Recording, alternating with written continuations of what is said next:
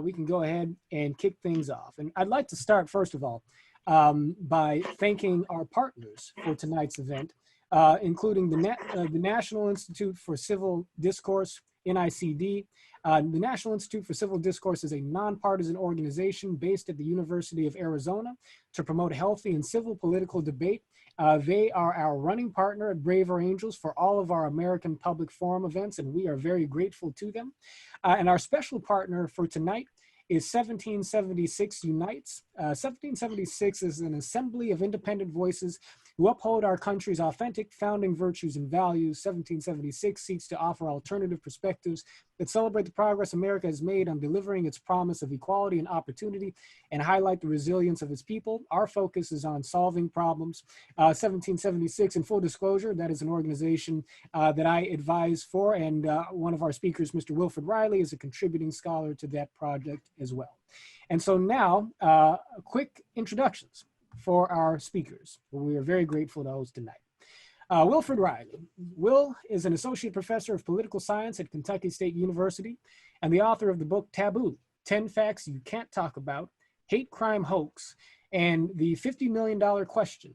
He is currently working on the upcoming project, quote, Alt Wrongs, an American Case Against Racial Nationalism, unquote, as well as sketching out a book looking at the transgender, gender fluid, and other kin communities and the idea of flexible identity. Reilly has published pieces in Academic Questions, Commentary, Quillette, and a number of other journals and magazines.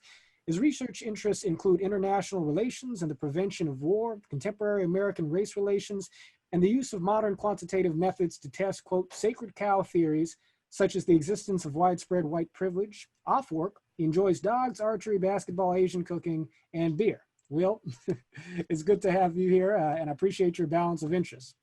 Roderick Graham.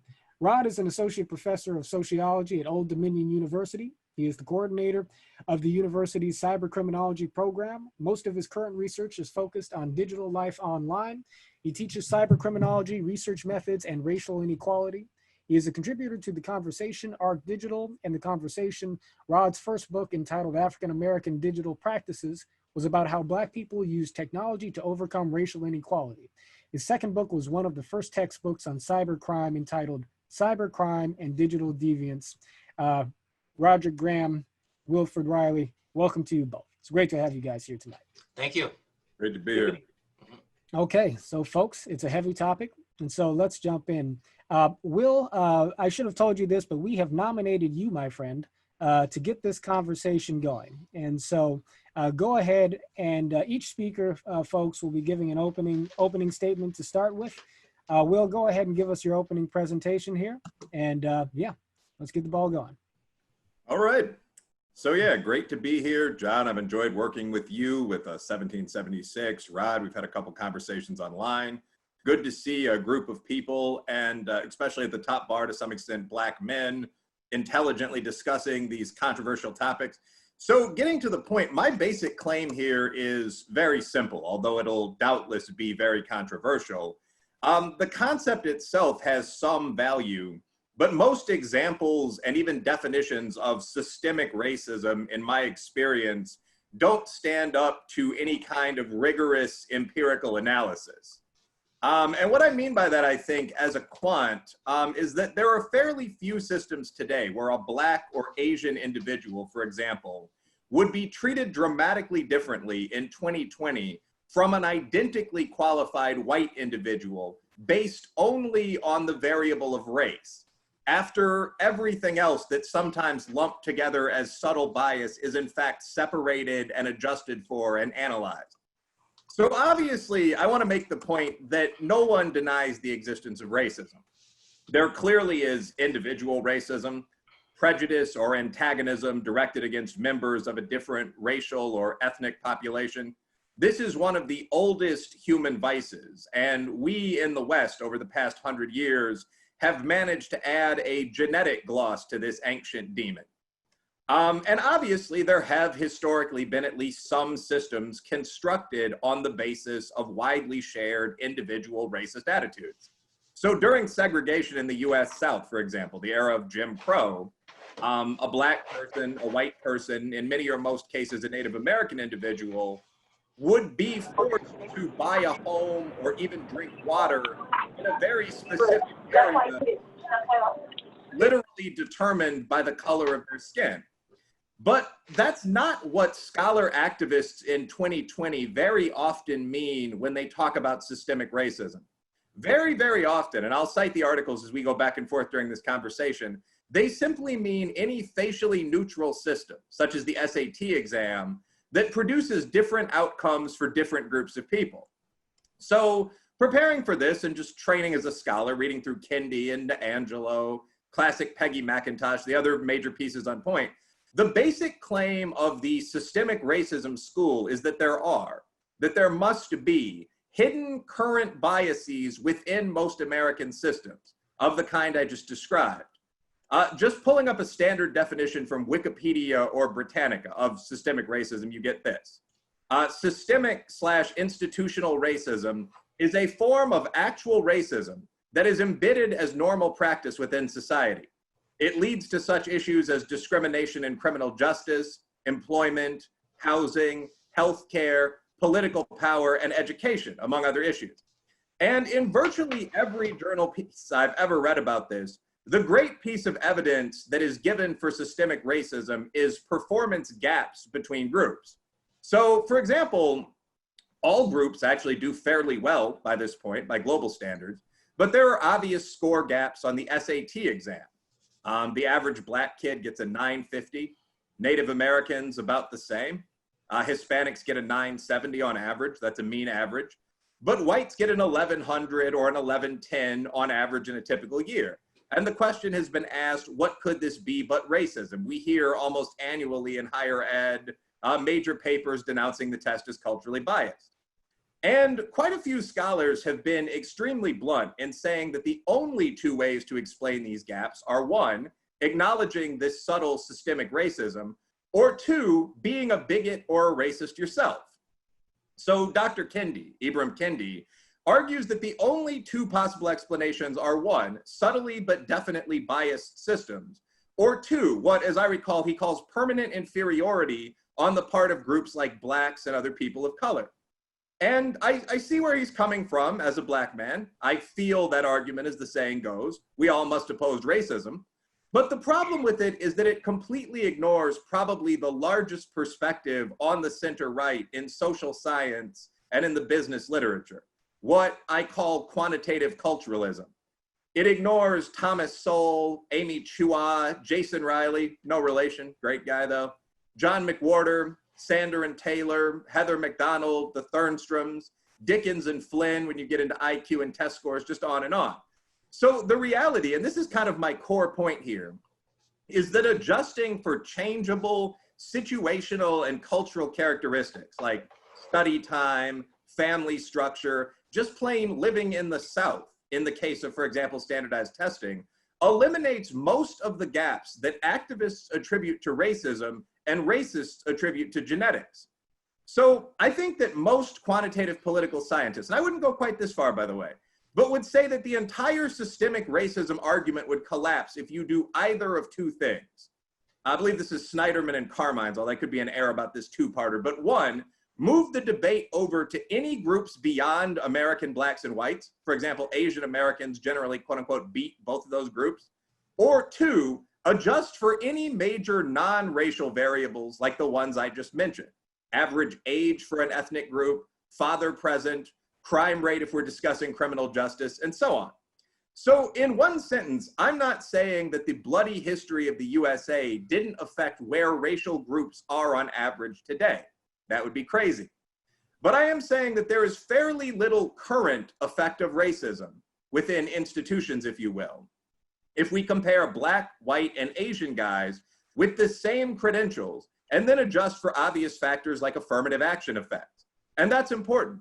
In the USA, last year, all of the wealthiest groups in the country were made up of dark-skinned minority immigrants. East Indians, Nigerians, Japanese Americans, Filipino Americans, Lebanese Americans, this simply isn't contested. So during the conversation that follows our intro speeches, and I think Rod and John and I all agreed we're not calling it a hostile debate, we wanna learn, but I in particular wanna do four things. First, I want to acknowledge the obvious research showing racism, at least on the part of individuals. No one on the American center right denies this. Rod will, I'm sure, add some studies here himself. But then I want to point out some of the obvious flaws in those studies, which are rarely discussed, and note how the country has responded to racism. So in 1954, the USA desegregated. You can say began to in the South. They didn't get there immediately, but the process was already well along before that point in the North as a balance. In 1964, we passed a Civil Rights Act that made most forms of serious racism actually illegal. Since 1967, pro-minority affirmative action has been the law of the land. That sentence actually bears some repeating, and I'll get back to it. The Philadelphia Plan began in 1967. We've had 53 years of pro-minority policies in major fields like my discipline of higher education. So thirdly, in the context of those facts, I want to point out what happens to a lot of the major claims of systemic or institutional racism if you simply adjust for non-raced variables. So in my most recent book, Taboo, 10 Facts You Can't Talk About, I look extensively at income and arrest rates, for example. And as I noted recently in a TV interview, Black Americans make about 85% as much individual income as whites. So that's a sizable 15% gap, and that is invariably, in the sociological literature I've read, attributed to quote unquote subtle racism. But the gap, in fact, entirely disappears if you adjust for just four things. One is age. The most common age for a Black man is 27. The most common age for a white man is 58. Point two, whether or not someone lives in the South. Wages and salaries are much lower for all groups in the southern third of the United States. More than half of all African Americans live there. Third, years, not quality at all of education. And fourth, basic test scores.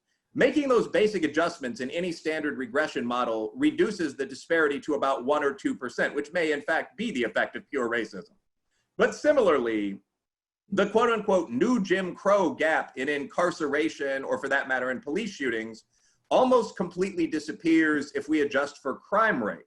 As reported, of course, not by potentially biased police departments, but by crime victims.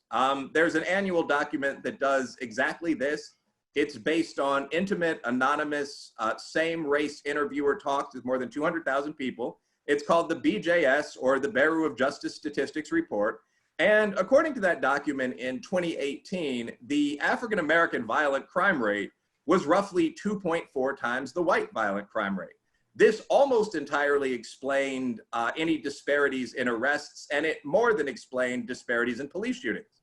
So again, we still see some 5 or 10% gaps specifically in sentencing. Life is not yet perfect.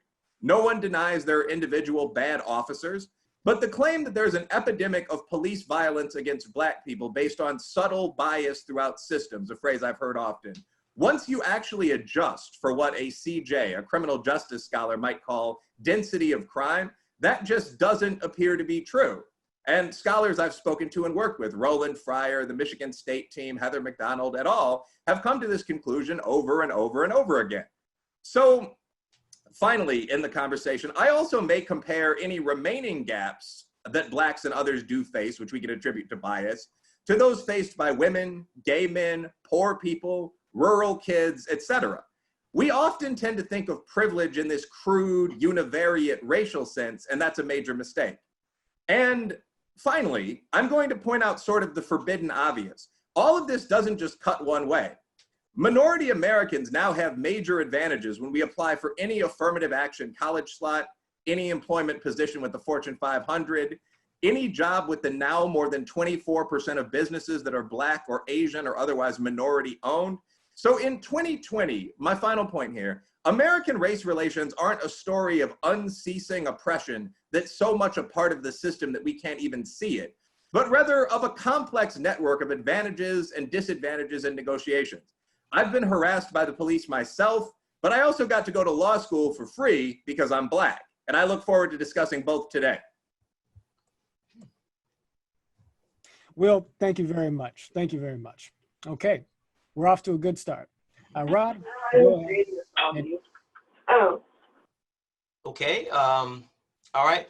So this is nice. I like the fact that Dr. Riley will focused on a lot of legislation, some political science aspects, and was really quant in how he spoke about things. That's wonderful. So that gives me a good counterpoint, because I can talk about the quantitative data, but also some qualitative studies and some field experiments that shows just how prevalent race is. So you can tell just in that early statement that I guess I am thinking a little different than Dr. Riley, because I do believe that systemic racism is endemic in society. I might agree with him that is not as important to a Black person's life as maybe a Kendi or D'Angelo would argue, but I do think that it's important, and it does impact the lives of Black people. I think it's important. I wasn't planning on pointing out some of the data, but it might be necessary because we focus a lot on politics, on policing, and maybe income and employment, as Dr. Riley did, but this is pervasive across the board, these differences between Black and white. And that's worth knowing, because that might point to something that's broader than we imagine. So if we look at health, life expectancy, as we would suspect, is lower for Black Americans than white Americans, especially Black males. The life expectancy is 71 years, and for white males, it's 76. For Black women, it's 77. For white women, it's 81. Obviously, we know about employment rates. Historically, it's been, the employment rate has been twice as high for Black people than white people. I don't know what it is right now, but I think that's historically how it's been. Income, obviously, about a quarter of Black Americans are in poverty, whereas it's 1 in 10 white Americans. You just go on and on. We can look at educational attainment and achievement. I believe that Dr. Riley pointed out achievement, which is the SAT scores, and there are gaps there, and also attainment. That's actually a little murky, because Black people tend to do fairly well with attainment, but not as well as whites, but better than Hispanics. So we have that. We've got neighborhoods where you're living in, home ownership, all of these different variables. So almost every important social outcome across the board, we see that Blacks do less well. And I want to point out that it's less well, because it's not as if Blacks are doing poorly. This is a relative thing. We're saying relative to white population, the Black population is not doing as well. So that's important, because a lot of people may say, well, this is the 1960s, this is no longer Jim Crow. Yes, that's absolutely true. Black folks have done much better now, or doing much better now than in 1960, but it's relative. In some cases, it's actually worse. So I didn't mention wealth, but it's crazy, the wealth disparities between white and Black, and it has increased since the 1960s. So those are some stats. I think, though, what I should do is give maybe an origin story for systemic racism and a definition. Because what we do is we dive into the data, and we get into these political arguments, and that definition comes from the media, or maybe from a dictionary, as I believe, or I believe Dr. Riley did, which is perfectly fine. But I think we should think of it more as a body of thought. So let me kind of set the story up. So after the Second World War, up into the 1960s, we're very concerned about individual racism for obvious reasons. The people who were pulling the levers in society, the authority figures, they were avowed racists or anti-Semites. So you can think about from Hitler to Bull Connor, right? And so we needed to deal with that. And so at that time, the research within sociology really focused, and other social sciences really focused on prejudice, discrimination, and stereotypes. These are these individual level factors that block the progress of Black people. And to America's credit, we have dealt with that. It's quite amazing, actually, the changes over the past 30 to 40 years. And so those are much less.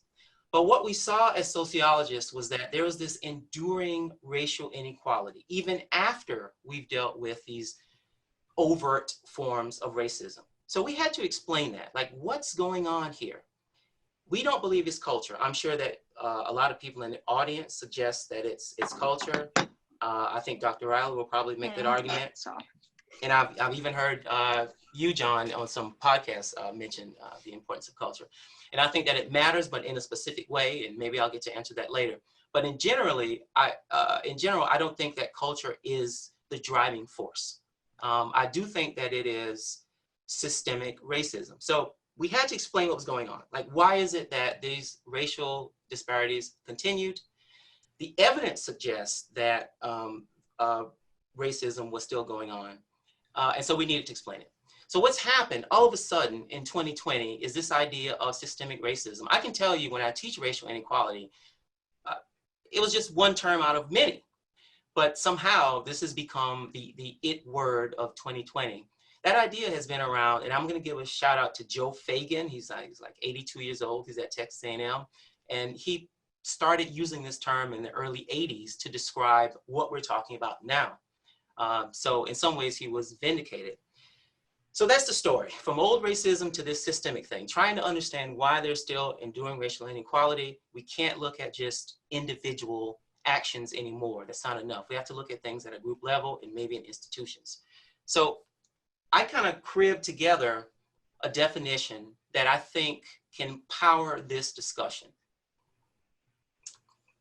And so this is sort of me cobbling together what I read from Fagan and kind of what I read in other texts. So systemic racism is a group phenomenon, not in individuals. It's group behavior in which one group, in this case, white people, benefit by either exploiting or excluding another group, in this case, Black people. So it's about exploitation or exclusion. I think in 2020, it's more about exclusion. We don't exploit as much as we used to. So this exploiting and excluding occurs at three levels in society. So we can think of it in a hierarchical way. I'm trying not to get too pedantic for the audience. I'll try and speed things up a bit. But it's we can think of it in three levels. So you have that individual level that we all know about throughout history, but it's also at the institutional level, and then it's also at the level of policy.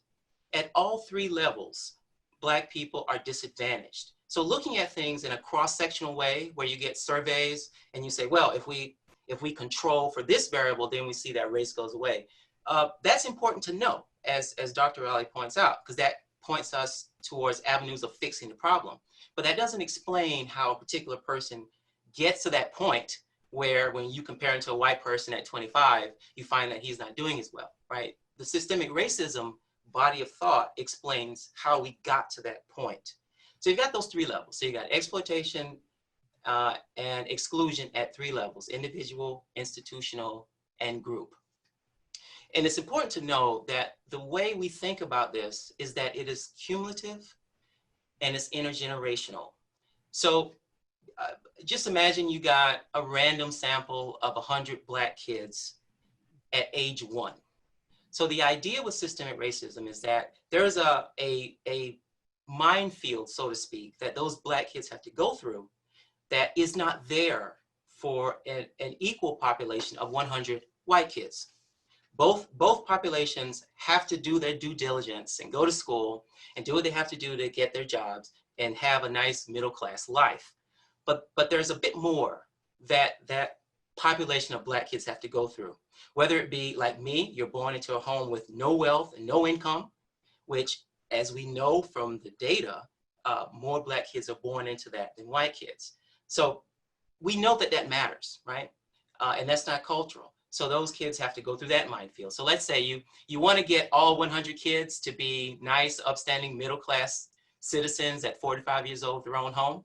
You're starting at age 1, you've already lost 10 kids, right? Because of poverty. You lose white kids as well. See, this is a group level phenomenon. You lose white kids as well, but not as many. You may lose 2 or 3, all right? So then you go into the school system, and we know about racial attitudes. There's been so much data showing that because of the stereotypes about Black people, even if you equalize for the amount for behavior, teachers tend to have less tolerance for Black kids, especially Black males. Okay, so now they got to get through that minefield. So you lose 10 more kids because they don't make it through school. You still got some white knuckleheads, but you lose only 5 of them, right? You see what's happening here. okay? So then you have to go off to college, where you got to have the knowledge, I would say first in school, you need to be in a good school with good guidance counselors in Black neighborhoods, or even any guidance counselor. So in Black neighborhoods, you'd have less of those than in white neighborhoods, with white schools, I should say. So you might lose some kids there, okay? Young people like to go to parties, have a good time. It is certainly the case that there is more crime in Black neighborhoods, and that's something that needs to be discussed. But over and above that, the relationships between cops and Black kids is much more fraught than cops and white kids, okay? So a Black kid does something that he shouldn't do. Instead of the cop saying, all right, go home, I'm gonna tell your mom that kid's in jail. And that's because of stereotypes. Okay, so now you lose even more kids. On and on and on and on. You gotta go to college. Okay, if you don't have any money, then you have to work and go to school. I did that. A lot of people have to do that, but the more you have to do that, the less likely it is that you get through school. So this continues and continues. And I didn't even talk about things like the type of school you're in, and whether you're in a good quality school with quality teachers. I kind of talked about the counselors a little bit, but not the teachers. So you've got all of these different issues that at the end of the day, at 45 years old, when you look at that population that started at age 1, you have success. You have 20 upstanding college graduates, paying off their mortgage with 2 kids in school, which is okay, right? It's more than it was in 1960 when it might have been 5. But if you compare it to the white population, okay, they got 50. And so what we realize when we look at that population level is it's not about individual temperaments and talents. We know that's there. We know that people are different at the individual level. But when you compare groups and you see this systematically, the only answer that you can give, or at least that I can see, is that there is systemic racism. So in my opinion, the question is not if. It's more about how it operates, where we see it, right? To what degree does it impact the lives of Black folks? So I've just kind of detailed a kind of rough story there, but it's not like that everywhere, right? In some institutions, things aren't so bad. Maybe it's worse for the police systems, or for the criminal justice system, and maybe it's not so bad in other areas, right? So the research has to really focus and zero in on when it matters most, right? So how it operates, where we see it, to what degree does it impact the lives of Black folk, and finally, what should we do about it? Now, I think I have a little bit more time, and so I want to introduce the audience to different types of research. We are used to looking at these statistics, these bivariate, or if you're at the level of Dr. Riley, multivariate statistics. Important. I think that's very important. But there's so many other ways of uncovering systemic racism in society. And I'll point out, I'll do 2, and then maybe I'll talk about some others later. So one is from Nancy DiTomaso. She's at Rutgers University. I think she was trained as a sociologist, but she's in the business department. Now, what she did was she interviewed white adults from the age 25 to 55 in 3 states. And what she got was job histories. And what she wanted to find out was, to what extent did those white people get jobs through other white people? Or basically, she didn't ask it that way. She asked, how did you get work, and tell me about your life history. And so they detailed it. And they said, well, I got help this way. I got a hookup from this guy, what have you. And she found that in almost every situation, I think 70%, white folks got help from other white folks. And it's in-group solidarity. It's a type of opportunity hoarding. Now, there's nothing wrong with that. People should help their friends. I would certainly help my friends. The problem is that historically, those opportunities are concentrated in white networks. So when white folks practice opportunity hoarding, endogamy, which would be marrying each other, and homophily, where they become friends with each other, they don't have to be racist. And DiTomaso points out that, look, this has got nothing to do with them trying to hurt Black folks. It's just the way our society is organized and segregated. Black folks are locked out of a lot of opportunities. If there are any Black professionals in the audience, I think that would resonate with them, because it resonated with me. I realized that, okay, you know, I've got my PhD, I'm going to get a job somewhere. I got one, and I realized that it was a little bit harder for me to make those connections that really mattered. In my case, it was co-authoring books, working on grants with other people. It was just a little bit difficult. And just a little of a tangent, I thought it was me because I lead a fairly monastic life, right? So I'm thinking, oh, it's just me, you know, I don't really get on with people. But no, I went to a Black faculty meeting, and all of the Black faculty and Hispanic faculty were complaining about this same issue. We're working with nice people, but they tended to, nice white people, but they tended to connect with other white people, and that locked us out of a lot of opportunities. Okay, I'll do one more. And the point of this is to show the research that's out there, and it's good research. So this one is a type of field experiment. These I think a lot of people may know about. So Diva Pager, who was at Harvard, she was a sociologist. She passed a couple of years ago. She does these audit studies. They're like field experiments where she matches people, Black and white, and she sends them out to apply for a job. And she changes, or she keeps them the same except for their race. And the idea is to see how race impacts their job opportunities. These are powerful, very rigorous studies because they control for so many other things. No research is perfect, but these are really good. So in any case, this was done in Milwaukee. And what she did was she sent out 4 types of people: white people, white males looking for entry-level jobs, white males looking for entry-level jobs with a prison record, and then Black males looking for entry-level jobs, and Black males looking for entry-level jobs with a prison record, right? So she wanted to see what the rates of return would be. Who would get a call back, I guess, is better. The findings are very sobering. So this is the breakdown. Whites with no record, so they went out and they said, look, I want to apply for this job, you know, give the resume, wait for a call back.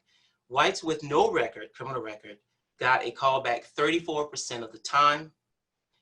Whites with a criminal record got a call back 17% of the time. Okay, we say fine, that makes sense. You know, an employer, all things being even, they want to hire the person with no criminal record. But this is the sobering part. Blacks with no criminal record got a call back 14% of the time. So a Black person equally qualified without a prison record got a call back less than a white person with a prison record. I mean, that shows somewhat clearly that race matters. And then, of course, the lowest category was Blacks with a criminal record. They only got a call back 5% of the time. So those types of studies are out there, and they show that that there's something about the way the United States is structured that does lead to Black people falling behind, and I think is systemic racism. Okay. Rob, thank you very much. Okay, so Will, I'm going to ask you, Will, to go ahead and take a few minutes to respond to what Rod has said. After that, I'll have a question or two, and then we will move to questions from the audience. So go ahead, Will. Yeah, that sounds good. So first of all, I'm glad that the Pager study, Pager 2002, came up. I mean, I think that's a piece that we need to discuss from both sides, obviously a classic.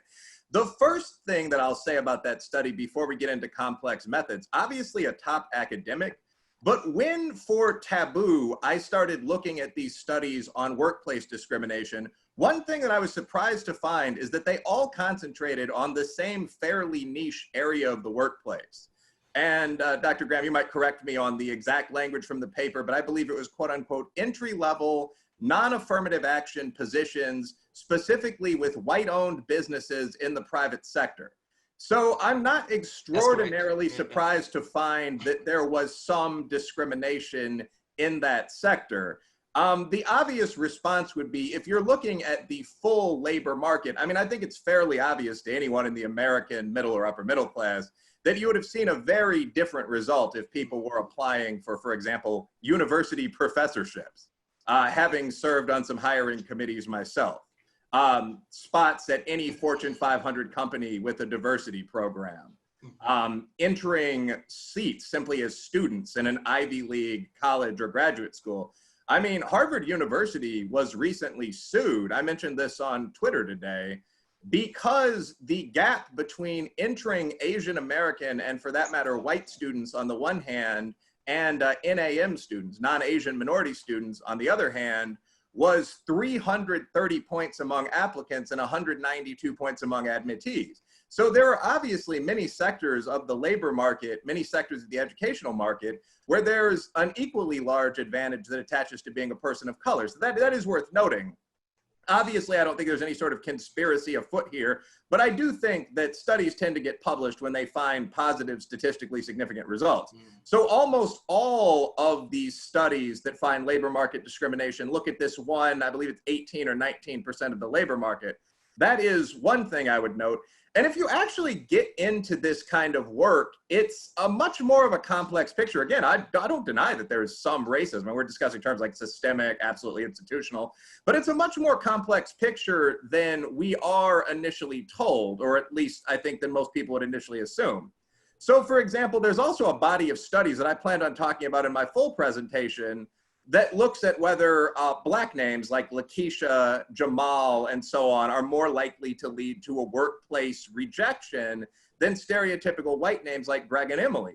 And looking at this initially, even I thought, yeah, probably. I mean, especially if they're going again into this one area of the private sector. It turns out that that's not necessarily true. There were a couple of studies, University of Missouri 2015, for example, that looked at the effect on hiring of Black last names.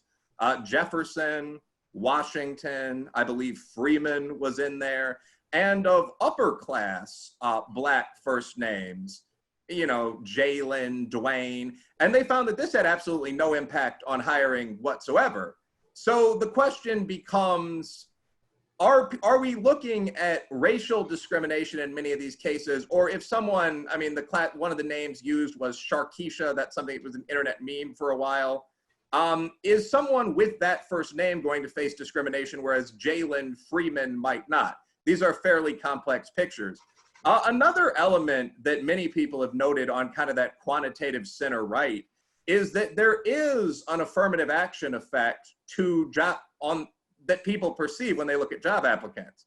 So several people, going back to Tom Sowell decades ago, have pointed out that the difference in hiring between Black and white applicants who list the same university on their transcripts is very often quite close to the gap, for example, on the entering exam that's offered to students of color, 9%, 11%. I'm interested in a project right now where I and my team send resumes to employers that would be identical for white and African-American students, let's say, but we also include a metric like SAT or GRE score to make it very evident that preferential admissions didn't play a role in these students entering, for example, the University of Kentucky or a similar university. And what I would bet you will find there when this is done is that there's almost no difference in the rate at which these students are hired. So I don't think we necessarily disagree on some of the major issues here at the level of, you know, racism bad, but I think that the point that I'm making here from almost a purely quantitative perspective is that we need to have a valid discussion here to get into what the term racism means in practice. So, I mean, I felt your examples when you went through the list of things that you would deal with as a young Black man in a working class area. I was born on the south side of Chicago, grew up on the east side of Aurora. That's valid enough. But it strikes me that about 90% of those things, not having family or situational wealth, not having guidance counselors in the high school, and I think of the Southern Illinois high school where my fiance matriculated, the cops being a little tough with you in an urban or a rural setting, most of that would vanish if you adjust for class. I live in Appalachia today, and the treatment that I see of whites in rural Kentucky is certainly not better than the treatment I saw of whites or Blacks in urban Chicago. In fact, it's worse, although my city has a fairly solid policing force. But I mean, so I guess no serious scholar denies that there are issues in the Black community that have been caused by, one, past racism, i.e. poverty housing, And two, I would say the culture that to some extent grew out of those experiences, out of competition with what at the time were the Caucasian oppressors. For example, father absence, I think, is an identifiable, measurable cultural problem. No one denies these things. The question that I ask about systemic racism is that if you or I, Dr. Graham, were to take a standard regression model in Stata and break out 8 or 9 different things, you're looking at, is a father present, you're looking at social class, so on, and you were to adjust for those, would you find any difference in outcomes for blacks or whites? I personally find virtually none. And this is relevant because, as I've mentioned, the wealthiest and most powerful groups in the country in general are not Anglo-whites. They are Nigerian Americans, Japanese Americans, Jewish Americans, so on. So there's quite a valid question. If you come to the USA and you are a person of Black African descent and you make $90,000 a year and you have a credit score of 800 and so on down the line, are you going to have any trouble buying a house or a car or living a stable life? And the answer is no. I would say that the majority of those issues in the African American community are due much more to the legacy of past racism or to cultural issues than they're due to continuing racism today. So the question becomes, I guess this is my point in one sentence. The question to me very often becomes, how do we help the poor? Something I think we're all passionate about, as versus how do we continue ghost hunting for different forms of racism? I read White Fragility this week, and I'm not going to mock the book or anything along those lines, but you keep coming across these lines like, we must identify the white gaze where it exists and so on. And I think that for either the Black kids or the Appalachian kids, if you can think of programs at the city or the state level that would build familial wealth, that would help those kids go on to the same level of success as everybody else. I don't think that there's a hidden form of prejudice out in the system that exists once you adjust for other things. Now, there almost isn't a debate here if by systemic racism you mean the legacy of past racism made Black people poor. Anyone who's not a racist admits that. But the question is, now that you're talking about, a 10% foreign-born population, now that you're talking about the wealthiest group in the country is Asians, can we move past the idea that there's something out there based on intent to some degree that's holding people back once you adjust for everything else? I think once you adjust for everything else, there is no God of the gaps. Okay, so let me put a foundational sort of question on the table between the two of you, and hopefully this will set the stage for us to pivot to audience questions. But the thing that makes racial conversations, I think, difficult, just starting from a conceptual level, in America, is the fact that we are constantly engaged in a tug of war over what the definition of various terms are, particularly what the definition of racism or systemic racism is. What I am hearing from each of you is a definition of racism or systemic racism here that I think seems to allow us perhaps to point at some data points upon which there is agreement, but to situate those data points in a way of understanding the concept of systemic racism that somehow or other seems to shift kind of the tone of our focus. And so, Rod, you have, let me start with your conception here. You seem to be putting forward an understanding of systemic racism, which seems to lean upon the idea that a genuinely systemically racist system would be something that would have a disproportionately negative impact on a certain racial group, even if one were to control for other variables that would naturally impact outcomes, whether it's, the outcomes of a group's interaction with the healthcare system, the law enforcement system, the educational system, that if you control for all of those things, a genuinely systemically racist system would still produce a disproportionate outcome or a disproportionately negative outcome. And if it failed to do that, you can't credibly look at it as institutionally racist. Is that a fair enough representation of your view, or do you want to clarify that a little further or crystallize it? No, I think it's pretty fair. I don't think the people on the top bar here disagree that because of centuries of ethnic conflict, which included oppression in the USA, there are issues, poverty, housing, and the like in Black communities. I would add, living in Appalachia, many of those exist to poor white communities, Hispanic communities, but there's not widespread disagreement with that thesis among people that aren't bigots. So to some extent, this conversation does touch on the semantic. Yeah, so Will, can I just turn to Rod really quick and get his parallel framing here? Can I say one more thing then? Yeah, well, okay. Yeah, all right. One sentence, last. Basically, yeah, you're right. To me, systemic racism in a quantitative sense would have to refer to a system that treats people differently, significantly differently, not 1% one way or another, once you adjust for everything but race. I understand that intelligent people can disagree, but if it turns out that systemic racism 90% measures class effects caused by past battles between the great races, I don't know if racism is a logical term for that. And that also leads to kind of rumors, low expectation when you see Nigerians, Japanese Americans, Indian Dravids coming here and killing it. So I personally don't like the term very much. Right. And so, Rod, the key phrase I heard in your description of systemic racism was that, well, you referenced Will's way of looking at this issue, the fact that if you quantify certain outcomes, control for certain variables, you can make a straight across comparison between groups. But your point was that a proper understanding of systemic racism shows how we arrived at these sort of inequitable trajectories to begin with. And I think that you seem to sort of illustrate the fact that systems seem to interact in a certain way so as to produce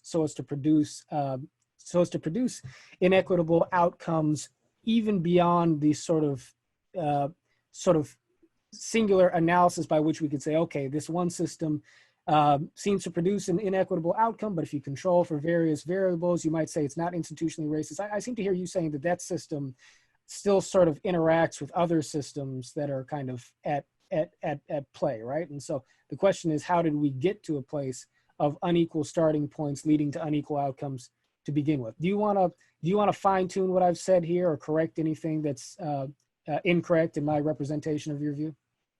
Sure. First, I want to say that the use of quantitative data, regression models, as Dr. Riley has been using, is a wonderful way to explain how people are at one point in time. I'm hearing an echo now. So let's say you have some surveys and people tick the boxes. Okay, I make this income. I'm Black. I'm a male. I live in this place. And then as he is saying, if you control for all kinds of things, you'll see that people are equal. Particularly class. You find out that class matters in people's outcomes, which is totally fine. My point is that in real life, you don't get to control for those things. But the people who are flesh and blood, by the time they get to the point they're taking that survey, they've already gone through all of these institutions and they've already had connections with peer groups that might steer them astray, with professionals who may have anti-Black attitudes. So by the time they take that survey, when you pluck out the 10 Black people who are doing well and say, well, see, if you did well, then you would have the same wealth as a white person. That's fine, but it's not a proper tool. These cross-sectional quantitative regression analysis are not the proper tool for understanding how we got to now. No, not at all. And I don't think it's just about what happened in the past. I think that Black people experience subtle. It's important to realize what I'm doing here. I'm sort of tacking between the woke left, maybe radical left, and between what Dr. Riley is saying. It is certainly the case that a Black person or any person can do well in the United States. What I'm arguing is that when you look at the population as a whole, there are so many little tiny things that Black people have to navigate that it ends up, as you were mentioning, interlocking systems, systems working together. Yes, that's true. By the time they pass through all that, then you're going to see a disproportionate social outcomes. Okay. And so I think that that's terrific, because I think that what we rarely get at in these conversations is a real sharpening of the different ways in which we're treating these definitions. And definitions are fluid over time in the sense that our understanding of things, generally terms, change, and yet mutual understanding of definitions seems to be important for having any complex conversation. And so you gentlemen, I think, have done a terrific job of framing up the way in which we can appropriately sort of understand these terms to allow us to have a conversation with the audience here in terms of how we should understand various points with respect to systemic racism in the context of the different ways in which we're looking at things. And so, ladies and gentlemen, I should have mentioned this up top, but we have a bit of a tradition at Braver Angels. Since this is a Zoom call and folks are on mute, standard applause is hard to pull off in an effective way. What we do is utilize the sign language tool for applause, otherwise known as jazz hands, which is this move right here. So ladies and gentlemen, jazz hands for our speakers, Professors Wilfred Reilly and Rod Graham. Very appreciative, you gentlemen, of your opening remarks. And now what we'd like to do is pivot in the direction of taking your questions. So I'm gonna guess that we have more than a couple. So I'm just gonna start calling names here. Dean Adams, go ahead and ask your question. And by the way, Dean, and for everybody else listening, try to first of all, make sure your question is a question, not a speech disguised as a question, because otherwise we won't get many in. Try and keep the question to 30 seconds if you can. I'll have to cut folks off if they go too long. Okay, Dean, go ahead. Hi, this is Dean Adams from Minneapolis. My question's for Rod, and I appreciate hearing you. I heard you on the last debate and was impressed with what you had to say. I was listening to the questions from Wilfred, and I also appreciated the comments from him as well. And my question is, the number of, let me frame it, the number of entry-level jobs is much greater than the higher level jobs that Professor Riley mentioned. And having worked in a Fortune 500 company, I understand that. But to get to the higher level jobs, you generally have to start at the entry level. So the rate of callbacks on entry level jobs versus the total number of jobs would give you a total number of opportunities versus the rate of callbacks on a higher level of jobs when the number is smaller. So how do you account for that in your statistics? Because you talked in generalities about rates, but you didn't talk about the quantitative actual impact of the total numbers. That's a good question. I'm not sure what other debate you saw me on. Professor Riley. I see. Okay, now I understand. Oh, okay. I didn't know which one of us you were talking to. Actually, there's a surprisingly positive answer to your question. Now, this is in my book, Taboo. I don't recall the exact figures. I'm not going to BS about them at all. But the short answer is that, as far as I recall, in the pager experiment, almost all of the kids would have gotten a job. They sent out a fairly large number of resumes. The response rate was lower for African Americans, but I mean, I think it would be something like 14% out of 40 versus 29% out of 40. So I think that most of them actually would have found a placement. I don't know whether that's true across all of these experiments. That's an excellent question. I mean, that's sort of something where I should go look at the data. I think people in general should. But I do recall that fact that these very few of these people would have been kept out of the working world. I also do think that when you talk about number of slots, and this again is something that I don't know without rereading that paper, but you'd have to look at what exactly each category of job consisted of. I mean, if you're talking about entry-level jobs and you're responding to one ads in the paper, are those things like fast food management? I mean, that's been a common technique. If so, I would argue that there are just about as many jobs if you're going from janitorial up through mailroom staffing up through junior executive, so on in the Fortune 500, Fortune 1000 space. I mean, certainly there are millions of slots in college and university where there's a substantial affirmative action advantage for people of color. So I don't think I would argue that in that sort of entry-level non-affirmative action job space, people of color have an advantage. That'd be a bit wacky. But I would say that there are quite a few jobs offered in those areas where there seems to be equal hiring or a slight minority advantage, one. And two, that if you're actually looking at a lot of these studies, there was, I believe it was Pager also, Rod might correct this, but late 90s did a study, this was kind of the progenitor of the one we're discussing, where hundreds of resumes were sent out and the callback rates were, they paired identical white and black dyads. In 15% of cases, both were called back. I think 14% it was just the white guy. 6% it was just the black guy. Those numbers are all within 1% or so.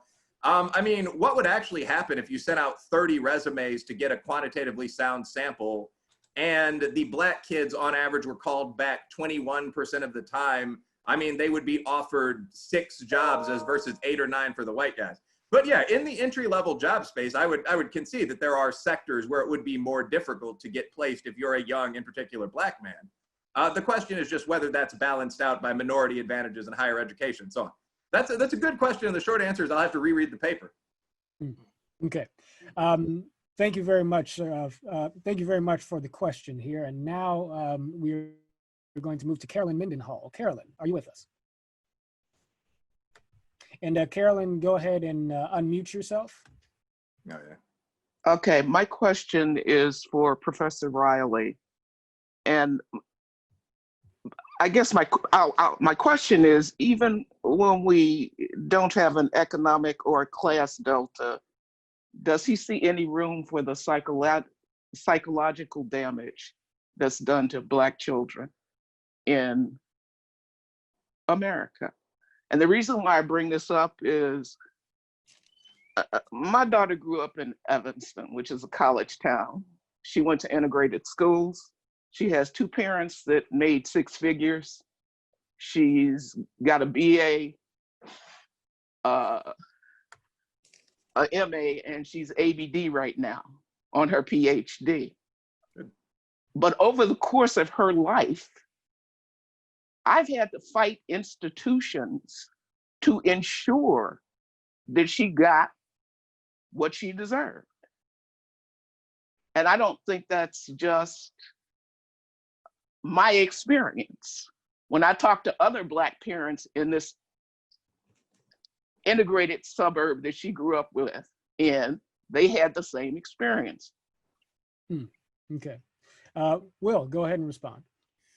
Well, I think that's a fascinating question. And again, I don't want to sort of keep reiterating this. I'm sure you guys have, heard me ramble in voice already, but I don't think anyone denies that there is racial prejudice in society. I will say I went to a very integrated school at East Aurora Senior. I'm very familiar with Evanston. We actually ran against them for track and played them for basketball.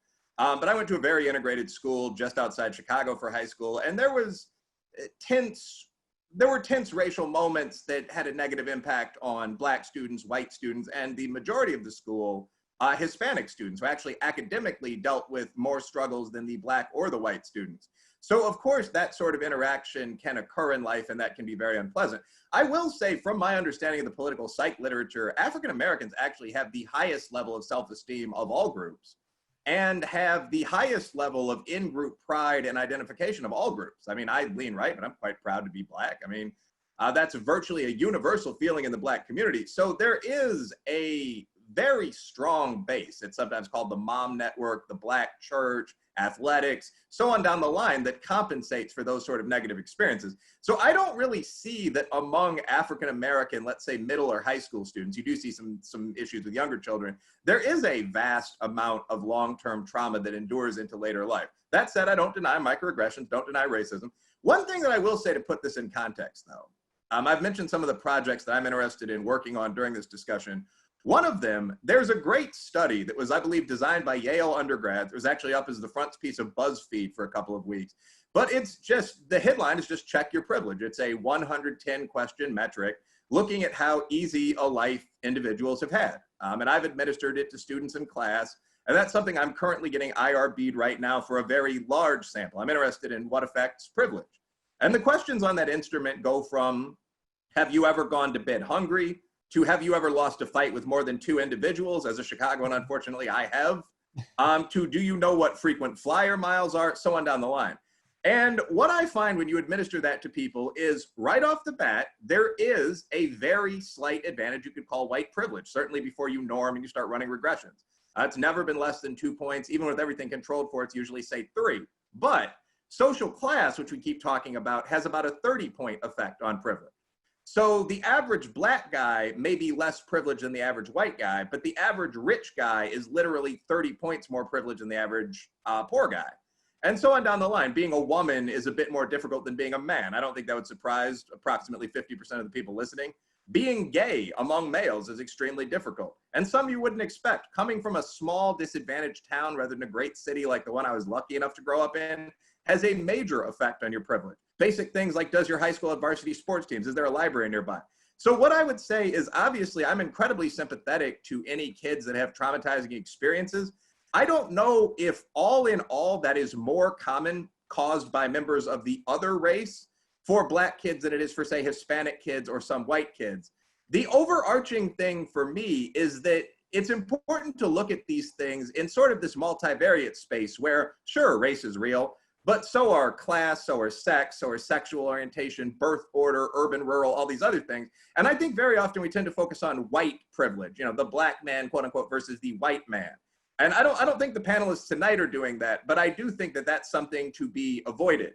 So we should help the kids whenever possible, but I don't know if there are huge gaps in self-esteem among Black and white kids. I want to say something if I can. Yeah, go ahead, Rod. Go ahead. To that the person in the audience. So there's a burgeoning amount of literature that's pointing out that upper class Black people tend to face higher levels of stress than working and middle class Black people, or working class Black people, I should say. So middle and upper face higher amounts of stress than poor and working. And there is a bit of a logic about it that makes sense. And then I'll speak directly to the caller about some way of dealing with that. So the logic is that if you're middle class and upper class, you're navigating a white space. See, we got it. It seems that every time I try to say something, someone comes on. So there's a conspiracy going on here. So yeah, if you're navigating a white space and you are a minority, then you kind of have to deal with that.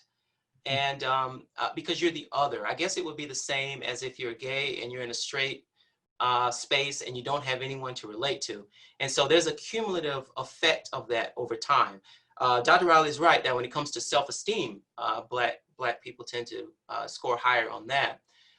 But when it comes to stress, it seems as if upper class Black people and middle class Black people tend to have that more. So in the case of your daughter, if she happened to be at a university where she is one of the few Black students, then she may have faced that stress, because even though we're all Americans here, there are certain differences between Black and white in terms of maybe some cultural patterns and norms and beliefs.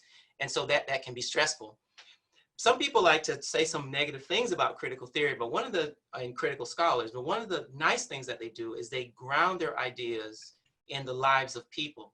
So this idea of safe spaces that maybe people might denigrate or laugh at, it comes out of this.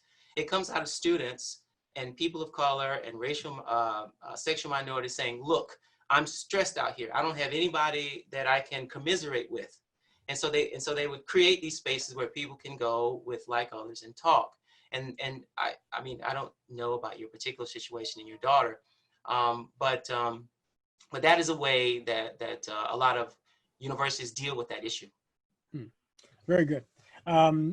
Next question, and Will, for both of you, if a questioner asks a question to one of you, but the other one wants to piggyback on that, that's absolutely fine. I just want you guys to know that goes both ways. Okay, sure. I saw Rebecca Cataldi. Rebecca, go ahead and ask your question. Hi, thank you. Well, first, just quickly, I'd like to ask Dr. Riley if he has any links to some of the research and statistics you shared. If you do, if you could post a link or something in the chat box, I'd love to read more about that. My question is, given the polarization in society today, this is for either of you, what do you think can be done to come closer to having a common language and a common understanding of terms about these issues so that we can start to become better as a society in really diagnosing the real problems and being able to talk about them constructively? And particularly, I guess, in two cases where I think sometimes different terms are used interchangeably to mean the same thing when they're actually something different, and I see that as problematic. One is racial disparity and racism. I think they're different things, even though they may have some relations, but sometimes they're used interchangeably. And when systemic racism is used to mean racist systems that exist in the past that may still be impacting later generations that are living today versus systems or laws today that are racist themselves. So either of you could speak to that. Thank you. Great question, Rebecca. Would either of you like to go first on that one?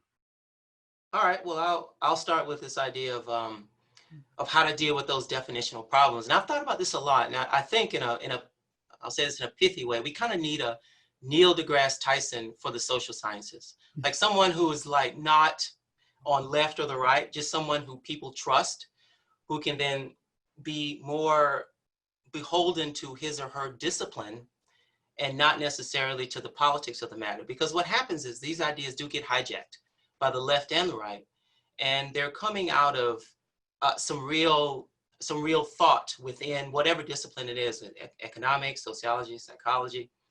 And then somehow it goes into the media and it just goes off the rails. So that's what we need. I don't know who has the ability to do that. Maybe Dr. Riley can, but that's kind of what we need. So yeah. Indeed. Will, do you have a quick thought on that? Yeah, I agree with a lot of what was just said. So first of all, how can we resolve disputes? I think that the first thing we can do is actually, and everyone doesn't have to pat themselves on the back at once, but what we're doing right now, which is just talking.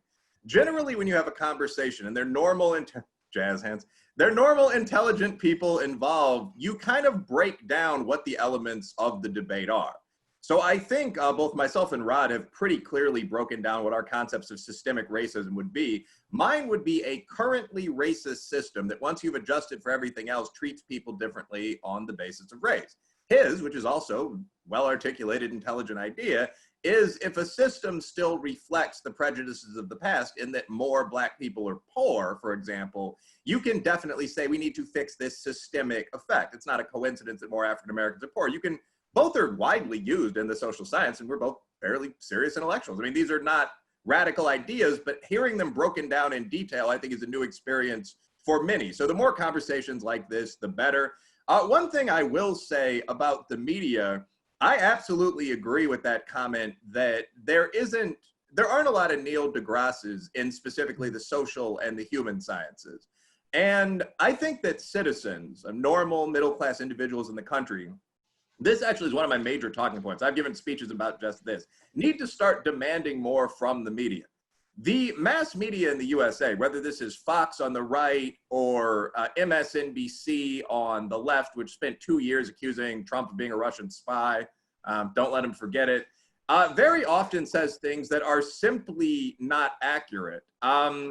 So an example of this would be the extreme over publicization of Black on white crime on the right, where you see the proliferation of these wild stories, young woman beaten, moving throughout the right-wing blogosphere, often reaching television. I mean, in reality, interracial violent crime, and this includes both whites and Blacks, is about 5% of crime in a typical year. There's 600,000 violent incidents involving either a white or Black perp and a victim of the other race. There are 12 million crimes on an annual basis. So that's a right-wing example we've all seen. A left-wing example, frankly, and this might be a little more controversial, but is the extreme focus on police violence. When I began writing Taboo, I looked at the number of unarmed African-American men that were killed by police in a typical year and was shocked by the figures. In 2019, the most recent year on record, total number of unarmed Black men killed by police, in fact, this may be Black people, 2 women as well, was 15. So very often the media, which enjoys telling us the planes we're flying on are gonna crash and we're gonna be eaten by sharks and so on down the line, also publicizes these racial and ethnic stories to a ridiculous extent. So we need to start demanding more and we need to talk. Outstanding. Ron McFarland, I think I saw your hand raised. Yes, I want my question to be for both the speakers if they can, and it goes back to John McWhorter's book. I think it was Losing a Race, And he pointed out in that book three things: victimology, separatism, and anti-intellectualism as a root cause that he thought that was on some of our Black kids. I was wondering if you guys, even though the book is 20 years old, I was just wondering, is there some to that? I'm just curious, because I'm a former teacher, mostly in the Black community. And over the 30 years, I experienced some of that. And, but I'm just curious about that. Thank you. Well, I see you smiling, Rod. So I feel like. Well, the complicated answer is yes, there's something to that, and no, there's nothing to that. So let me try and flesh that out a little bit. It's been a while since I even thought about that book. It was certainly a seminal one, and McWhorter's arguing that culture matters, which is a very common theme. Well, yes, culture does matter within one lifetime. And so, yes, it is the case that what you're talking about may be anti-white, or what, in a more abstract way, oppositional culture, where maybe working class people of any race may decide to reject middle class values. That does happen. That's been documented quite frequently. However, the cause of that is actually the policies that have been put in place. So what people tend to do is they focus on the here and now and say, well, look at this pathological Black culture. Okay, fine. Certainly, there are behaviors that Black people are doing, and also poor people are doing that may perpetuate some problems. But that culture comes out of a particular context that was made, I believe, by the policies put in place by the US government. So if you ultimately want to change those things, you really need to change the policies. I think it's very unfair to expect a group of people to somehow act differently given the circumstances that they're in. Okay. Very good. Audrey Balloon. Hey, Yeah, Oh, Dr. I'm Riley. sorry, Yeah. Will, did you want to jump on that? Will, I should tell you guys want to piggyback off of each other, just go ahead and cut me off before I go to the next. Okay. Before I go to the next person. I'll go for it. This is really for I'm sorry, Audrey. Will wanted to respond to the last point, but we're coming to you next. Okay, go ahead. I mean, yeah, I grew up in an inner city area. As I said, I was born on the south side of Chicago. I grew up on the pre-gentrification north side in Wicker Park, which at the time was nicknamed Needle Park. I went to high school at East Aurora Senior, like 5 minutes outside the city of 300,000. And I mean, I don't disagree with some of the, so first of all, obviously, one thing that I think Rod and I would agree on is that there's nothing wrong, quote unquote, with Black people. Cultural issues in the Black community, clearly, if this even needs to be said, aren't genetic. They're not going to endure forever, so on down the line. They're the result of conflict with and oppression by Caucasian America in the past, as well as things like the welfare system that may have been very well-intentioned, but that had a devastating impact on Black communities, poor white communities, blah, blah, blah. I mean, we could both discuss this at research paper length. So the fact that these problems exist doesn't mean anything about people of African descent as a group, whatnot. But with that said, if we're not making excuses, yeah, there obviously are issues with student behavior that would make people less likely to succeed in an inner city school. I once got in a fist fight at school because someone hit me for wearing a backpack. I was an athlete in the school. I came into the school. This guy who happened to be African-American said, "What you wearing a backpack for with your backpack nerd self?" Threw a punch at me. I ended up hitting him. I'm not going to boast about this. We're all adult, men at this point. But I mean, that's something that I couldn't see occurring in a lot of suburban environments. And as African-American educators, we need to be very real about that. I think McWhorter, excellent book. I do think he's a little hard on the kids in a few sections, but his basic point, at one point he says, there are 4 things that if you adjust for them, not only improve Black student performances, but close the Black-white IQ gap. This is an incredible note that he makes it from a qualitative standpoint, but that just kind of goes in passing.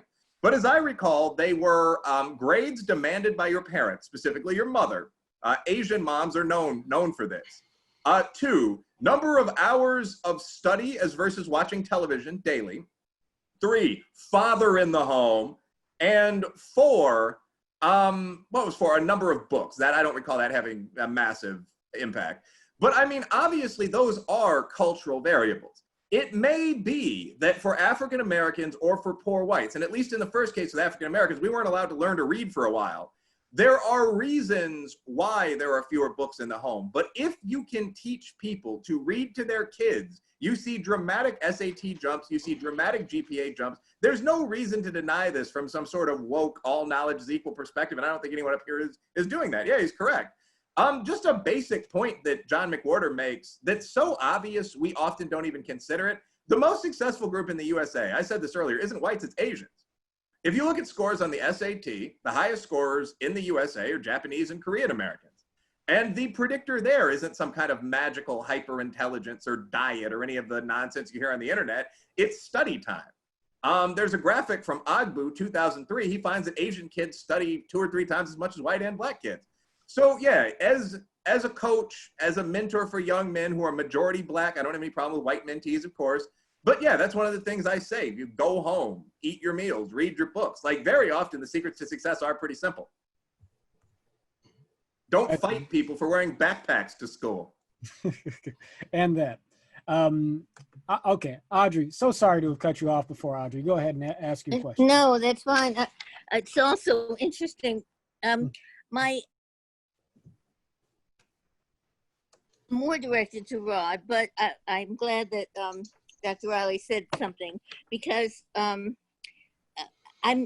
really unclear about what Rod said, and so the question is, number one, why would there be stress among those who have succeeded, black people who have succeeded, and why would he blame that on our culture or a white culture or systemic racism? And 2, as to piggyback on that, how does the system cause cultural differences, cultural issues? Maybe I misunderstood what he's saying, but if the culture, and if Dr. Riley is correct, or if we take his point, that the culture is the culture, and it's just like a Jewish culture is different than a Gentile culture. They're just cultural differences. And class differences, and we hate to talk about class in the United States. We think that that's somehow we ignore that, but there are cultural and class differences that, to my way of thinking, are the underlying cause of all of this kind of thing. And how then do we come back to saying, no, it's systemic racism? Which came first, the chicken or the egg? Right. Thank you very much, Audrey. Now, in general, folks, I want to try and limit questions to actual to one question per questioner. But Audrey, you got a couple clear questions in there. Rod, go ahead and respond. Okay. Well, so the idea with the health issues, I think that was the first question, and the stress issues. Well, I think the way it works is if there's been some qualitative research, and I think some quantitative too, but it's not in my head right now, where when you talk to minorities in a setting where they are a minority, they have a sense that they are somewhat of an outsider, and they have a hard time developing meaningful relationships with people. So just imagine if you were put in isolation or something, and that would cause some kind of stress on you. And so it's obviously not that severe. But if you are a black person and you're the only black person in a corporate setting or in a university, then that can cause some stress on you. And over time, that can accumulate, and it can lead. I think his name is David Williams at Harvard University. He says he did this famous TED talk. Racism makes you sick, and the idea is that this constant stress of being the only or being one of the few, and maybe constantly monitoring yourself. In some ways, because you know that you're slightly different than the majority population in your setting, that actually leads to things like hypertension, which of course can lead to early death. So it's not necessarily about white culture, it's about being a minority in a particular setting. She also talked about class, and this might be a general point. I've noticed in a lot of conversations about systemic racism or racism in general, there seems to be this drive to sort of focus more on class. I think that's a mistake. Class does matter, obviously, for outcomes in people's lives. But it's also the case that racism is its own phenomenon. In other words, if you're interacting with someone, you walk up to someone to talk to them, your interactions will be contingent upon their visible characteristics first. So you don't know how much money they have in your pocket, in their pocket. So that has an effect. It may not have the effect in terms of what kind of house you buy or anything like that, but it has an effect on certain things, like maybe the friends you make, how police interact with you. You can be a rich kid, but if you're a rich Black kid and people have some anti-Black attitudes, the teachers have anti-Black attitudes, then it's going to have an effect on you. So I just want to stress that point, that trying to reduce this to a class issue might be a mistake. And I think the data bears that out. Even though Dr. Riley points out when you control for these issues, the fact is flesh and blood people can't control for those issues. They walk into a room and they have all of these things. So I hope I answered her two questions. Okay, thank you, Rod. Will, if you want to jump on that, go ahead. If not, I'll keep going down the docket. I actually have one kind of less politically correct comment about that. This doesn't really counter any of Rod's scholarship there, but I actually pulled up some articles on feminism on my phone while we were talking, and it seems like upper class kids are more stressed about a lot of things. So if you look at worry about sexual assault, for example, women who attend absolutely elite colleges, many of which are almost entirely female, like Vassar and Oberlin, are often more worried about being abused or being caught up in a scenario of domestic violence than working class women. And I think one thing we can't move away from here, so first of all, obviously the point, you're more likely to feel nervous and tense if you're a minority in an environment. That's just true. But one thing that we can't move away from here, because working class Black kids are also, I'm sure, working a construction job during the summer, et cetera, often the minority in an environment, is that there seems to be a rise of almost panic among the American upper middle class. We certainly see this around a bunch of issues. So I mean, women who identify as upper middle class feminists are more worried about sexual assault and DV than working class women in a lot of situations. We do see that upper middle class Black kids are more worried about racism, more prone to describe what they call microaggressions, so on the working class Black kids. I think one of the reasons for this is that in colleges and elite high schools, we constantly talk to people about racism, sexism, microaggression, and other threats from the surrounding society. You can debate whether that's a positive or a negative, but for example, writing the book Hate Crime Hoax, one of the things that I was surprised to see is that when you look at people directly falsifying incidents of racial conflict, and this is very common on both the left and the right, by the way, there's a whole chapter focused on quote unquote alt-right hate hoaxes, more than a third of the cases on both sides took place on an American research university campus. Like, that's remarkable when you look at the percentage of people that are currently living on an American Research One university campus. So I do think there has to be some effect to constantly telling people that ethnic conflict is everywhere, all men are rapists, this sort of thing. And this may be, I thank you for bringing that up, because this may be to some extent an illustration of that. And my last line here, I would suspect that upper middle class people, if you looked at, for example, COVID-19, perceptions on gun culture, would be more afraid of almost everything, because they're more aware of the literature that's out there. They're more wired into Facebook and Twitter. I can find that stuff to an hour a day. I mean, that has an effect. Indeed. All right, thank you very much, Will. Farouz Adams, go ahead and ask your question. Thank you, John.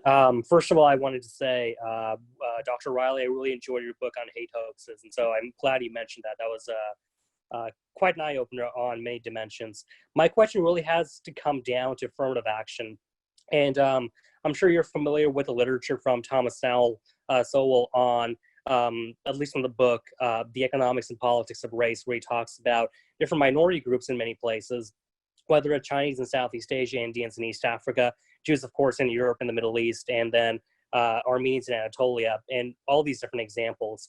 It seems like that there seems to be some sort of pushing Asians under the bus as collateral damage when it comes to a lot of these policies, when it comes to affirmative action, like in New York City public schools and California.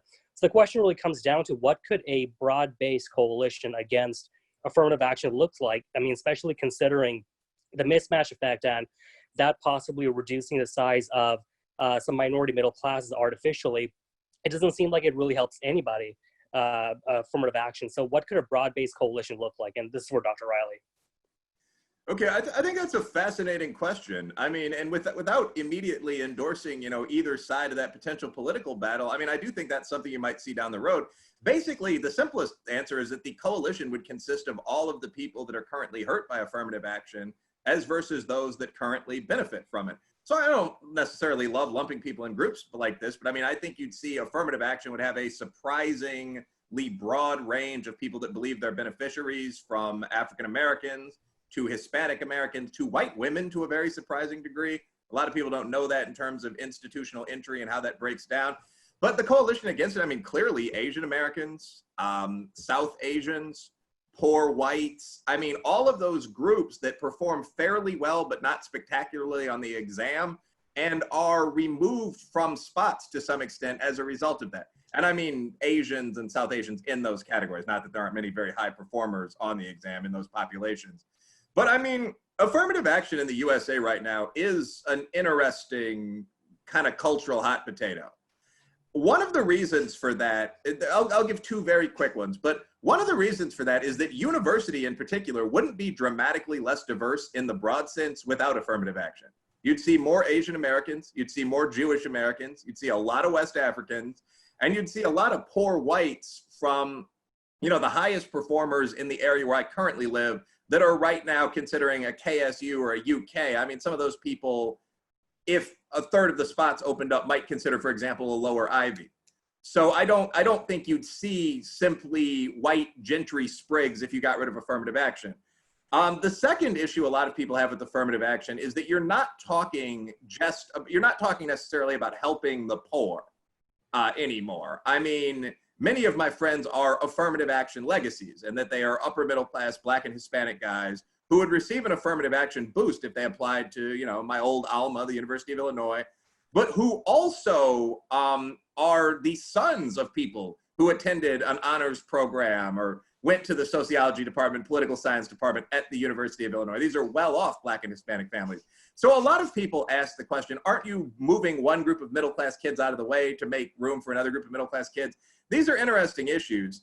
I think that there's some valid approaches in terms of saving affirmative action. One, obviously, would be some kind of socioeconomic affirmative action program where you look at the actual income of the neighborhood students come from, and you award a substantial chunk of the current boost, say 100 points to people. And you could confine this to, members of whatever race if you wanted to. But the argument there would be that these people actually do have slightly lower test scores because they're coming from, quote unquote, the hood, o el barrio. I mean, that they are, to some extent, disadvantaged. That's an option I've seen batted around a lot in higher education. Another option would be confining these programs, affirmative action, perhaps reparations down the road, to what some call ADOS, which is American descendants of slaves, African Americans, perhaps some Native Americans, which removes the odd question of why are we taking poor whites out of slots in these programs, or Asians out of slots in these programs, to give those slots to foreign noblemen. Southeast Asians, for example, qualify for many programs. People from the entire Spanish-speaking diaspora qualify for almost every affirmative action program. So that's something that I don't really do a lot of research on, but it is interesting. In terms of a coalition, I think you could see everyone that's hurt versus everybody helped. And I'd be interested in Rod's take in terms of ideas of affirmative action. Last line, massive affirmative action is something that is kind of the ignored elephant in the room now, as we have other conversations about, for example, white privilege and so on. I mean, if you look at the affirmative action gaps in that Harvard study, I mean, they are very substantial. As I've mentioned, at least if you're talking about, I believe, admittees, not enrollees, the original gap was 302 points between, say, Asians and African Americans. So there is going to be, to some extent, a reckoning around that at some point, when the majority of the students being turned away are West African Black people or East Asian individuals or something like that. Hope that helped. It was lengthy, at least. Very good. Rod, if you want to jump on that point, you may. I'm just going to say here that we are going to go for about 12 more minutes, maybe 13 on questions, and I'm hoping we can get I'm hoping we can get 2 or 3 more people in at least. So, but Rod, did you want to jump on that point? Sure. With respect to that caller, my take is that in terms of, so he was asking a question about how to deal with affirmative action. So I'll talk about in terms of systemic racism. It has no bearing whatsoever in the overall shift or reduction of outcomes for Black and white people, because to me, the way I understand affirmative action is that it's usually in the most competitive schools. So that's like the top 200 schools in the country. Okay, so that immediately narrows it down to 10 to 15% of the college population immediately. Then you're talking about a percentage within those groups who are maybe not getting in those schools because they've lost a slot to a Black person. And I sympathize for that person who's lost his slot, although it could certainly apply somewhere else. And so you're talking about this tiny percentage of college enrollees. Now they're going to top schools, so of course they may end up being our future leaders. But when it comes to the mass of Black people and dealing with maybe inequality of education outcomes, it means nothing whatsoever. I'm actually baffled by the amount of focus that's placed on affirmative action, and I think it must be because it's at Harvard. That's got to be the only reason. Because when it comes to every other, when it comes to the mass of college students, it really does not affect them that much. Indeed. Okay. I had a name in front of me, Yaya Fanusi. I'm hoping I got that somewhere close to correct, but forgive me if I didn't. Go ahead and ask your question. That is correct. Thank you. Thank you very much for the opportunity. Thank you both for your presentations. I came on a little bit late, but I did get most of it. I actually want to ask you a bit of a cultural question, and I know our presenters are in my age range from the sort of Generation X. I have a question about the culture of when we grew up, which is, if you remember the hip hop of the old days, we could talk about systemic racism in the system, but we also, if you guys remember, self-destruction, we're all in the same gang, songs that would have self-critiques of the Black community, while at the same time talking about the system. My question is, this has changed. You don't see, it seems now if you talk about issues of personal conduct, Black on Black crime, it's always framed as respectability politics. My question is, when did this happen? And are we missing something because now it's difficult to have these self-critiques? What do we do about that? Okay. And I think that I might like to start, just to get more questioners in, guys, I think I might like to just have one or the other of you answer the question. Yaya, were you directing that question towards Will or towards Rod? Whoever feels most inspired to respond. Rod says no. You take it, Dr. Riley. Go for it, Brother Will. Yeah, I'm a hip hop head. My assumption would be John and Rod are too. And by the way, there are a lot of differences between the golden age of hip hop with, Biggie Smalls and Tupac and Wu-Tang and so on and some of this music that we're seeing today. I don't know if a lot of the guys with little in front of their name can really spell out a sociological critique of, white and Black interactions in America, But I mean, I do think that that's true. So a lot of times 2 things can be true at once. And one thing we do as academics or just as politically active people is pick a side. I'm on this research team, so I'm on this side of this debate, or I'm a Democrat, I'm a Republican, so I'm going to take this position. And in reality, a lot of issues, abortion in the Black community, just throw an obvious one out there, or in any community, really there are a lot of honorable positions you can hold. So I think the basic idea that there's a place for critiquing racism where it still exists, and there's a place for critiquing personal behavior is obvious. Actually, when I think about this, I don't think so much about rappers as about Chris Rock. Chris Rock in the 1990s was one of the funniest sociologists out there. If you look at videos like How Not to Get Your Ass Kicked by the Police, old people, white or Black, are the biggest racists. I'm actually going to censor myself and not go through like 5 or 6 of these. But anyone listening to that was cracking up because they know it's true. His famous one about the conflict 50-50 in the Black community. So I definitely think that there has been a move away from that. I would actually date it to what's called the Great Awakening in 2008. And I don't think a lot of this has to do primarily with Black people. I think that large white-owned publications like the New York Times, around the time they began working in coordination with the Obama campaign, began using terms, systemic racism would be one of them, but one of the more useful ones, but a dozen other things, you know, the gays and so on down the line, about 100 times more than they had before. And I think we moved from a culture where it was okay to kind of tease each other locker room fashion to a much more sensitive culture. And this isn't just on the part of African Americans, or primarily on the part of African Americans. I watched a video of a young woman Irish dancing the other day.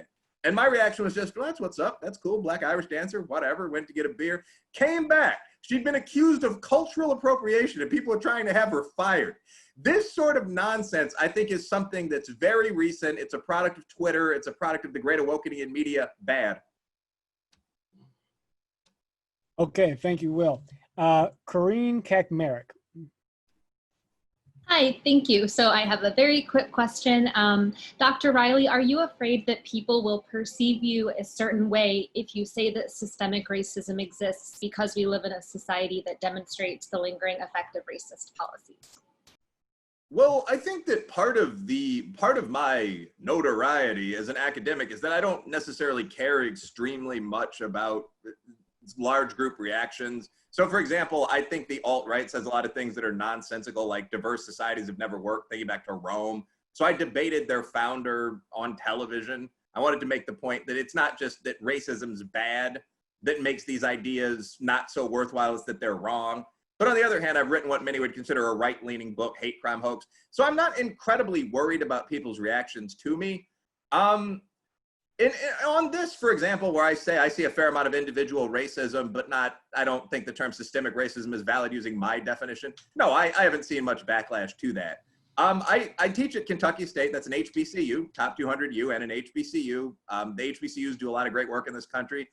And I will say I would be fired immediately if I was perceived as an actual racist, but there's probably a little less guilty wokeness there because our entire management team is well off Black guys. So I think from the jump, it's assumed that none of us dislike Black people, so on down the line. So we can have more room for conversations of this kind. And I find that also to be true for kids, Black and white, on the campus. Okay. Joanne Richards, go ahead and ask your question. And you're muted, Joanne. Let's unmute Joanne. Thank you. So there was an interesting thing that happened, not too long ago with Airbnb, where folks who were renting rooms were discriminating based on the name of the person who applied. And I don't know whether, so that's one situation that I think sort of underlines this issue of individual discrimination based on some characteristic. And the other that's an interesting one that I have a question about is that when symphony orchestras changed their interview process by putting a screen between the interviewer and the interviewee, what ended up happening is the number of women who were hired by symphonies went up. But that was not true for African Americans or Hispanics. And I'm wondering why. Well, I can speak to the first question. I would like to stress that when scholars look at anti-Black attitudes in a particular setting or explore to see if it's there, it's usually the case that we see that there are these attitudes, these stereotypes about Black folk that damage them. And it's not about class. So obviously with the Airbnb example, they had the money, I assume, to rent the house. But of course, so even if they had the money to rent the house, because the person who was renting it perceived them as Black, that damaged them. And this occurs over and over and over again. I don't want to beat a dead horse, but it's just important to recognize how those little things impact. They have a cumulative advantage and they impact the lives of Black Americans. And maybe Dr. Riley can talk about that second point. The symphony question. Okay. So a couple things. I mean, I still, and I won't even say cling to, I think it's the large majority of the evidence. My comment would be that there's a huge multivariate set of things that leads into how you judge people. So for example, the Airbnb study was based on names again, and Rod and I had a good back and forth about what that means. I think there'd be a big difference between being named Wilfred or Dwayne or something like that and being named something that was perceived as being lower class. And I'd also, by the way, I'd like to see more work done on white people and class. For whatever reason, the right certainly doesn't want to do this. The left doesn't always do it. But if your name was Bobby Lee or something like that, would that have an effect on your life as versus being named Thaddeus? I think it would. But at any rate, now returning to the orchestra question though, one argument could simply be that people that work for orchestras are sexist, but they're not racist. I mean, that would be a quick, glib answer. And that again gets into this day. The point that I'm making here, and this really is my takeaway from this, life is multivariate. Nobody argues that racism doesn't exist. When we talk about affirmative action, violence in some situations, et cetera, no one argues that the response, dislike of whites, doesn't exist. But this exists within a complex matrix where women on average tend to experience more, for example, incidents of disrespect than white or black men. This might be one of them. So that's an interesting question. And to some extent, that would be my guess. Perhaps black and Asian men are not stereotyped as being poor competitive musicians, but women are.